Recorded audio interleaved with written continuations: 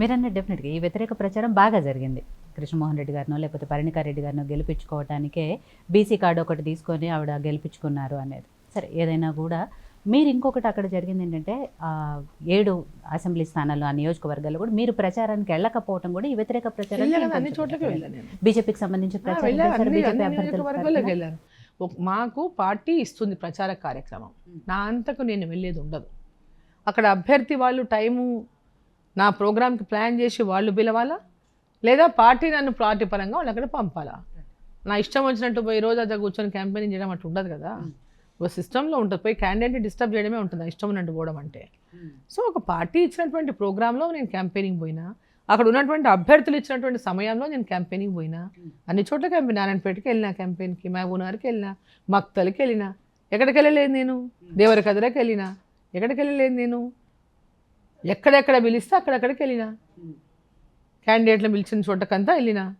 So ఇప్పుడు వాళ్ళు వెళ్ళలేదు అని చెప్పేది ఇది కేవలం ఒక దురుద్దేశపూర్వకంగా చెప్పేదే. వాళ్ళు ప్రతి కాన్స్టిట్యున్సీలో ఓ రోజు టైం ఇచ్చినా ఎన్ని రోజులు టైం ఉంటుంది చెప్పండి మనకు ప్రచారానికి? 13 days నా కాన్స్టిట్యున్సీ కూడా నేను చూసుకోవాలని నిలబెట్టిన క్యాండిడేట్కి. సో ఆ రకంగా వాళ్ళు టైం ఇచ్చినప్పుడు వెళ్ళినా ప్రచారం చేసి వచ్చినాం, దాంట్లో ఎలాంటి వాస్తవం లేదు. ఇంకోటి ఏంటంటే గద్వాల్లో బీసీని ఓడగొట్టింది, బీసీని నిలబెట్టింది. అరే ఏ పార్టీ ఆ పార్టీ, వేరే పార్టీ బీసీని గెలిపియని ఇంకా నా పార్టీ బీసీని ఓడగొడతానా నేను? ఇది ఎట్లా, అదేం పాలిటిక్స్ నాకు అర్థం కాలే. నాకు అర్థం కాదు ఏంటంటే కాంగ్రెస్ పార్టీలో ఉన్న బీసీయా, భారతీయ జనతా పార్టీలో ఉన్నటువంటి బీసీ కాదా? వాళ్ళు కొంచెం కామన్ సెన్స్ లేకుండా మాట్లాడుతున్నారు. ఆ కామన్ సెన్స్ ఉపయోగించి మాట్లాడితే కరెక్ట్ ఉంటుంది. సరే మీరు అన్నట్టు అక్కడ వాల్మీకి కులస్తులు ఎక్కువగా ఉన్నారు కాబట్టి బీసీకి ఇవ్వాలి అనే నినాదాన్ని మీరు తీసుకున్నారు. మరి ఎందుకు గెలవలేకపోయారు? అక్కడ వాళ్ళ లోపల ఆ మూమెంట్ రాలేదు. వాళ్ళు ఏం చేశారు, అక్కడ కాంగ్రెస్ క్యాండిడేట్ ఏదైతే కంటెస్ట్ చేసిందో ఆమె గద్వాలకు సంబంధించిన ఆమె కాదు. ఓకే, ఆమె అలంపూర్ నియోజకవర్గం నుంచి జెడ్పీటీసీ గెలిచింది, జిల్లా పరిషత్ చైర్మన్గా ఉంది. సో అక్కడ నాన్ లోకల్ ఫీలింగ్ కూడా బాగా వచ్చింది. సో అందులో ఆమె కొంచెం మాట తీరు కూడా చాలా ఎక్కువ మాట్లాడింది. సో దాంట్లో లోకల్ వాళ్ళకంతా ఒక ఫీలింగ్తోన ఎట్టి పరిస్థితుల్లో ఆమెను గెలవకూడదని, భారతీయ జనతా పార్టీ గెలవదని, ఈ క్యాండిడేట్ గెలిచేటటువంటి అవకాశం లేదు, సో ఆమె గెలవద్దు అనేటటువంటి ఒక మూమెంట్ క్రియేట్ అయింది అక్కడ. ఆ మూమెంట్ క్రియేట్ అయింది, ఆ మూమెంట్ని వాళ్ళు క్యాచ్ చేసుకోవాలా?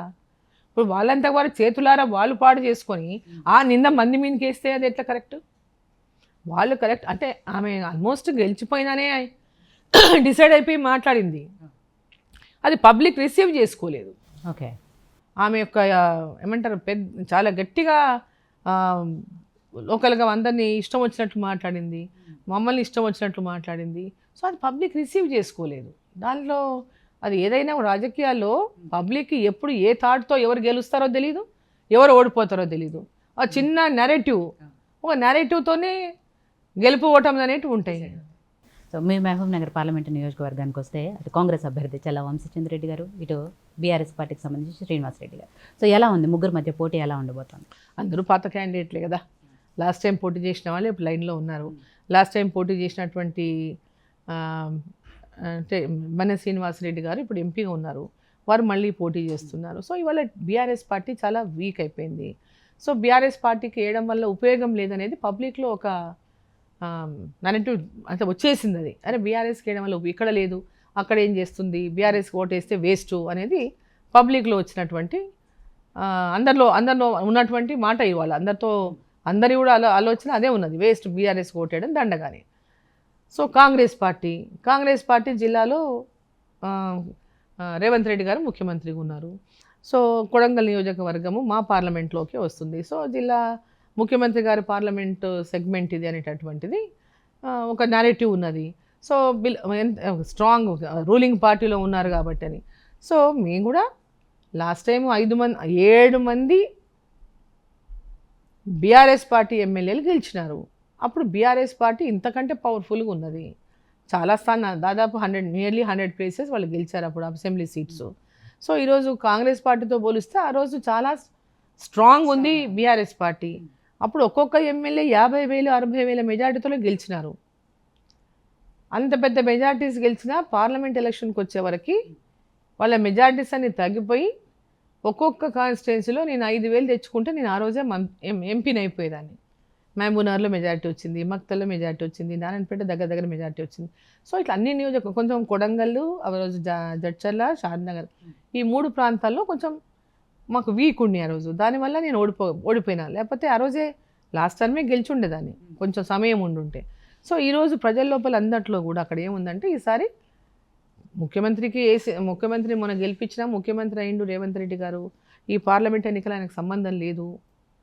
ఇది ఖచ్చితంగా మోదీ గారు ప్రధానమంత్రి అవుతున్నారు, ఇక్కడ కూడా భారతీయ జనతా పార్టీ గెలవాలా.